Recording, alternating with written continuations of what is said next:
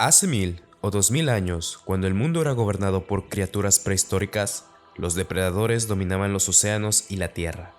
Se cree que los primeros de ellos fueron organismos marinos simples. Mucho después emergieron los dinosaurios, depredadores como el temible T-Rex con sus mandíbulas feroces y su poderoso rugido. Posteriormente, serían los grandes mamíferos que dominarían el mundo, con afilados dientes y largas garras, como los tigres dientes de sable y los lobos modernos. Pero en esta interminable lucha por la supervivencia, un nuevo depredador surgiría para reinar sobre todos los seres vivos habidos y por haber: el hombre. A diferencia de las feroces bestias que le precedieron, el hombre no poseía dientes grandes ni garras afiladas. Tampoco tenía enormes tentáculos, ni una mordedura venenosa. Entonces, ¿cómo pudo convertirse en el eslabón más alto de la cadena alimenticia? ¿Cómo pudo poblar todos los rincones del mundo sin tener un espeso pelaje que lo protegiera del brutal frío de la era del hielo? ¿Y cómo logró sobrevivir las infernales temperaturas de los grandes desiertos, sin contar con un cuero resistente, sino más bien con una piel sensible y delgada? La respuesta a todas estas preguntas reside en su inteligencia, astucia y sobre todo en su creatividad para fabricar herramientas y armas tan ingeniosas como peligrosas. Fue así como el hombre se convirtió en un cazador cada vez más formidable y empezó a matar animales a gran escala para asegurar su supervivencia. Sin embargo, esta habilidad para crear y dominar las herramientas lo llevaría a enfrentarse a sí mismo como especie. La historia humana está marcada por los horrores de la guerra y grabados en la memoria colectiva de las naciones. Es hora de adentrarnos en una escalofriante expedición al corazón de la batalla, donde revelaremos las monstruosas creaciones que se desataron en los dos conflictos más grandes del mundo. En esta ocasión, nuestro enfoque se centra en Alemania, cuna de innovación y desarrollo tecnológico, pero también de obscuras invenciones que marcaron el destino de la humanidad, desde las trincheras empapadas de sangre de la Primera Guerra Mundial hasta la implacable tormenta de la Segunda. Desentrañaremos las capas de la historia escrita en sangre y sostenida por pilares hechos de huesos de aquellos que dieron sus vidas. Un viaje que nos recordará el poder de la fragilidad de nuestra existencia en este mundo inhóspito. Armas terroríficas. Alemania en la Primera y Segunda Guerra Mundial.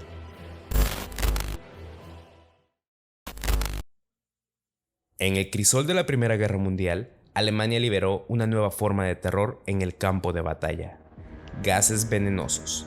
Con una efectividad escalofriante, los gases como el cloro, el fosgeno y el gas mostaza envolvieron las trincheras, infligiendo un sufrimiento inimaginable a aquellos atrapados en su siniestro abrazo.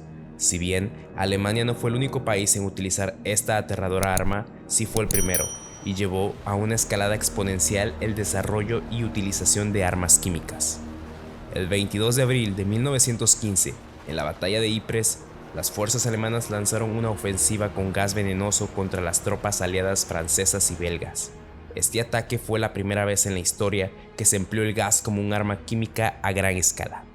El gas cloro, el primero en ser utilizado, reptaba inadvertidamente a través de la tierra de nadie, afectando los pulmones de los soldados desprevenidos, causando asfixia y llenándolos de pánico. El gas fosgeno, invisible y más difícil de detectar, resultó ser un enemigo aún más mortal, terminando silenciosamente con la vida de sus víctimas. Por último, el gas mostaza, una mezcla química que formaba ampollas en la piel y causaba agonizantes lesiones internas, dejando un legado duradero de dolor y horror. El gas cloro se utilizaba principalmente para atacar las trincheras enemigas y causar un daño respiratorio.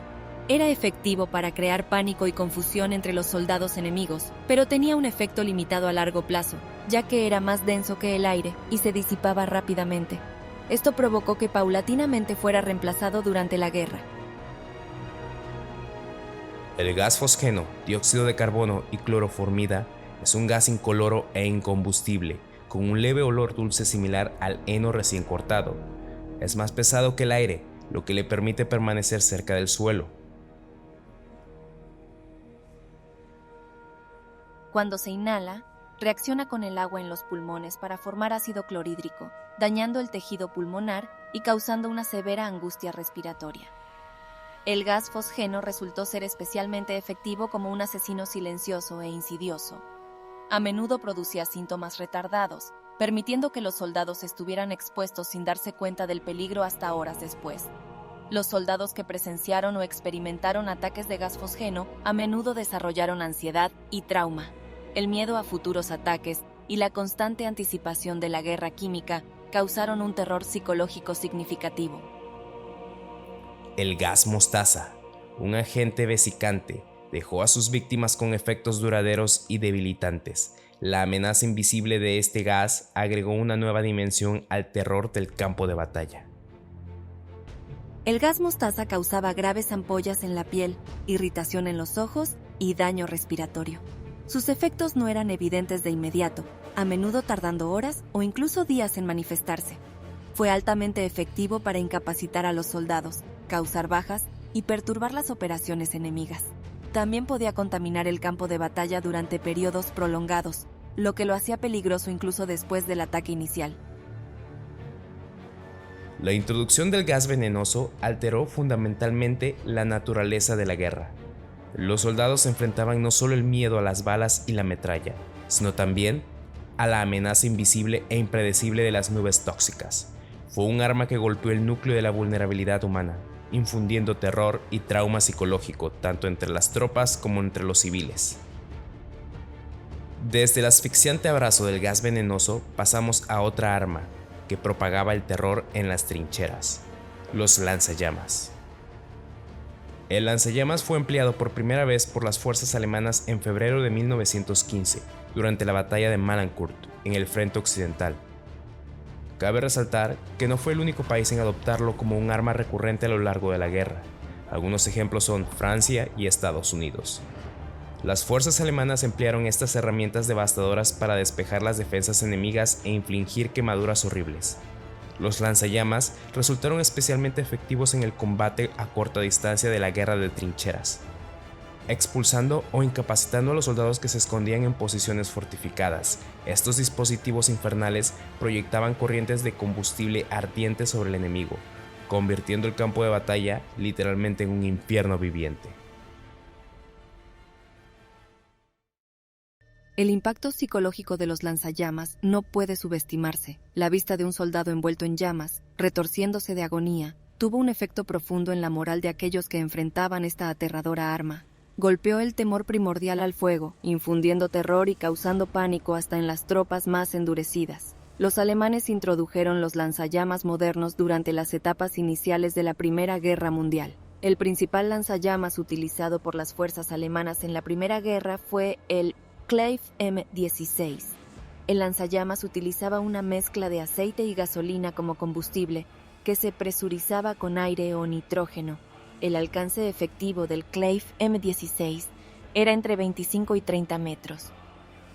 En la Segunda Guerra Mundial, los alemanes emplearon varios modelos de lanzallamas, incluyendo el Flammenwerfer 35 y el mejorado Flammenwerfer 41. Estos lanzallamas utilizaban una mezcla similar al aceite y gasolina como combustible, con un agente espesante añadido para aumentar la adherencia y pegajosidad de las llamas. El alcance efectivo del Flammenwerfer 35 era de aproximadamente 25 a 30 metros, mientras que el Flammenwerfer 41 tenía un alcance extendido de unos 40 a 50 metros. Sin embargo, tenían limitaciones debido a su peso, alcance limitado y vulnerabilidad al fuego enemigo, ya que los operadores se convertían en blancos conspicuos al llevar el lanzallamas en sus espaldas. Desde los cielos obscurecidos, una nueva amenaza descendió sobre Europa. Durante la Primera Guerra Mundial, los Zeppelins, estos masivos dirigibles empleados por Alemania, llevaron destrucción y terror en su estela. Cargados con bombas, los Zeppelins sobrevolaban ciudades, arrojando muerte y devastación sobre la población civil. El simple tamaño y audacia de estos ataques aéreos dejaron una marca indeleble en la psique colectiva de aquellos que estaban debajo.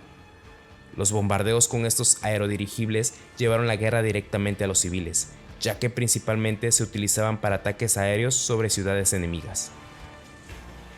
Los ataques aéreos de los Zeppelines tuvieron un impacto psicológico significativo en la población civil. La mera presencia de estos masivos dirigibles volando por encima infundía pánico y aterrorizaba a las poblaciones. Los ataques aéreos de los Zeppelines típicamente implicaban el lanzamiento de bombas indiscriminadamente sobre un área extensa. Este enfoque de bombardeo aéreo tenía como objetivo propagar el daño y aterrorizar a la población civil en lugar de centrarse en objetivos militares específicos. Si bien los ataques de bombardeo de Zeppelins causaron daño y muchas bajas, su efectividad en términos de precisión a posiciones militares era limitada. El desarrollo de aviones más avanzados y tecnologías antiaéreas eventualmente haría que los Zeppelins fueran menos efectivos en conflictos posteriores.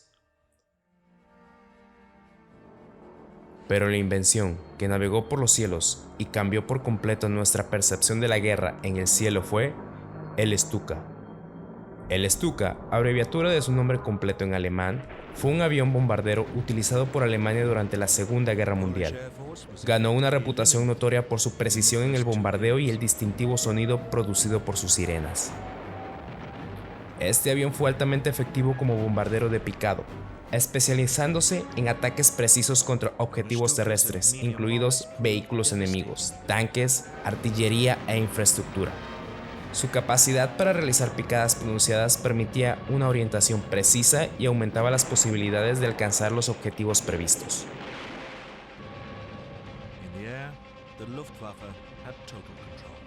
El Stuka sirvió como un elemento clave de la estrategia alemana de la Blitzkrieg, brindando apoyo aéreo cercano a las fuerzas terrestres y llevando a cabo ataques precisos contra objetivos críticos. Fue particularmente efectivo en las etapas iniciales de la guerra. El Stuka desarrolló una temible reputación debido a su distintiva sirena, conocida como la trompeta de Jericó, que emitía un escalofriante sonido de lamento durante un ataque de picado. Este sonido indirectamente cumplía un propósito psicológico, intimidando a las fuerzas enemigas y desmoralizando a la población objetivo. La variante más reconocida del Stuka es el Junkers Ju-87. Generalmente tenía una tripulación de 2 personas, el piloto y el artillero bombardero trasero. Estaba equipado con hasta 2 ametralladoras de 7.92 milímetros para autodefensa y ataques terrestres. Podía llevar varios tipos de cargas explosivas. Esto podía ser una sola bomba de 250 kilogramos o varias bombas más pequeñas. El diseño del Stuka incorporaba frenos de picado, lo que le permitía realizar picados precisos y controlados, al igual que alcanzar una velocidad máxima en picada de 600 kilómetros por hora. A medida que la guerra avanzaba y las defensas antiaéreas mejoraban, el Stuka se volvió cada vez más vulnerable a los aviones de combate enemigos. Su velocidad relativamente lenta ante las nuevas tecnologías y falta de maniobrabilidad lo convirtieron en un blanco principal, lo que llevó a pérdidas significativas en las últimas etapas de la guerra. Pero a pesar de ello, su reputación como el lamento de la muerte ya se había inmortalizado. En medio del caos de la Primera Guerra Mundial, surgió del arsenal alemán un arma monstruosa, Big Bertha. Este colosal calibre era un símbolo de destrucción, capaz de desatar devastación en una escala superior de las naciones enemigas. Con su inmenso tamaño y alcance, Big Bertha pulverizaba las fortificaciones enemigas, dejando solo escombros a su paso. Los atronadores rugidos de sus ataques de artillería resonaban en todo el campo de batalla, infundiendo temor en los corazones de quienes estaban en su camino. Big Bertha fue diseñada principalmente como un arma de artillería de asedio para demoler búnkers fuertemente protegidos.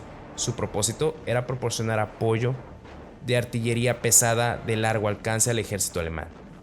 Este equipo tuvo una acción notable durante las primeras etapas de la Gran Guerra. Fue utilizada en las ofensivas alemanas en el frente occidental, especialmente en el bombardeo de los fuertes belgas durante la batalla de Lieja en 1914 y posteriormente en otras batallas.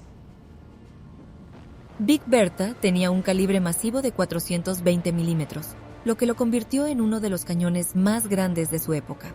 Su alcance efectivo era de aproximadamente 14 kilómetros y podía lanzar enormes proyectiles de 42 centímetros de diámetro y 3 metros de largo que pesaban alrededor de 820 kilogramos. Esta excepcional distancia permitió a las fuerzas alemanas atacar las fortificaciones enemigas desde una distancia segura, lo que dificultaba que las tropas enemigas contraatacaran de manera efectiva. Big Bertha cambió el juego en la guerra de artillería, ya que su éxito inspiró a los alemanes a desarrollar otros obuses de gran calibre a futuro, y el nombre Big Bertha se convirtió en sinónimo de artillería poderosa y se utilizó coloquialmente para referirse a otros cañones de gran calibre o superarmas en conflictos posteriores. En las traicioneras profundidades de los océanos, Alemania desató una amenaza silenciosa: los U-Boats. Estos depredadores submarinos acechaban los mares, propagando el terror y cortando líneas de suministro vitales. Fueron submarinos utilizados por los alemanes durante ambas guerras mundiales. Desempeñaron un papel crucial en la guerra naval, principalmente como corsarios del comercio y como parte de la estrategia de guerra submarina alemana. Los alemanes emplearon varios tipos de U-Boats durante la Primera Guerra Mundial, incluyendo las clases U-1 y las clases más avanzadas como el tipo 7. Armados con torpedos, los U-Boats atacaban con sigilo y precisión, hundiendo tanto a barcos mercantes como buques de guerra. El temor a un enemigo invisible acechando bajo las olas se apoderaba de la imaginación de marineros y civiles. Los U-Boats representaron una amenaza significativa para las fuerzas navales aliadas, interrumpiendo las líneas de suministro. El terror de ser cazado por un enemigo invisible, sin saber cuándo o dónde golpearía su próximo torpedo, le creó una gran reputación sobre su letalidad entre las tripulaciones enemigas. Los U-Boats de la Segunda Guerra Mundial eran más grandes que sus contrapartes de la Primera Guerra, con longitudes que iban desde aproximadamente 60 a 90 metros y desplazamientos desde varias centenas a más de 1,000 toneladas. Inicialmente, los U-Boats fueron altamente efectivos, causando estragos en los convoys de transporte aliados y provocando pérdidas importantes. Utilizaban tácticas de manada de lobos, coordinando varios submarinos para abrumar y hundir barcos mercantes. Sin embargo, a medida que avanzaba la guerra, las mejoradas medidas antisubmarinas aliadas, incluidos los sistemas de convoy, la tecnología de sonar y las mejores escoltas, redujeron la efectividad de los U-Boats. A medida que la Segunda Guerra Mundial envolvía al mundo, Alemania desarrolló un nuevo tipo de proyectil que tendría un legado hasta nuestros días: los cohetes V2. Los primeros misiles balísticos de largo alcance del mundo surcaron la atmósfera, quedando sus objetivos indefensos debido a su velocidad y precisión. Ciudades, incluida la misma Londres, fueron sometidas a un implacable bombardeo, dejando muerte sin poder hacer nada al respecto. Esta arma fue desarrollada bajo la dirección del ingeniero alemán Werner von Braun. Fue un arma avanzada e innovadora para su tiempo, y quién sabe, incluso también para los nuestros, con propulsión de combustible líquido y un sistema de guía inercial. Tenía aproximadamente 14 metros de largo y un diámetro de 1,65 m. Pesaba 12 toneladas y media y un alcance de aproximadamente 320 kilómetros, con una velocidad máxima de hasta 5.760 kilómetros por hora. Los cohetes V2 fueron una innovación en la guerra. Su velocidad y trayectoria impredecible los hacían difíciles de interceptar, y el poder destructivo de sus ojivas aterrorizaba a las poblaciones urbanas, ya que los cohetes podían impactar en cualquier momento y lugar, incluso en áreas previamente consideradas seguras. Esta presión psicológica tenía como objetivo perturbar la moral de los civiles y socavar cualquier esfuerzo de apoyo por parte de los civiles. No por nada, en algún punto de la guerra, tanto alemanes como ingleses por igual, llegaron a llamarlos las armas de la venganza, debido a la hazaña metafórica con la que erradicaba posiciones enemigas e incluso civiles.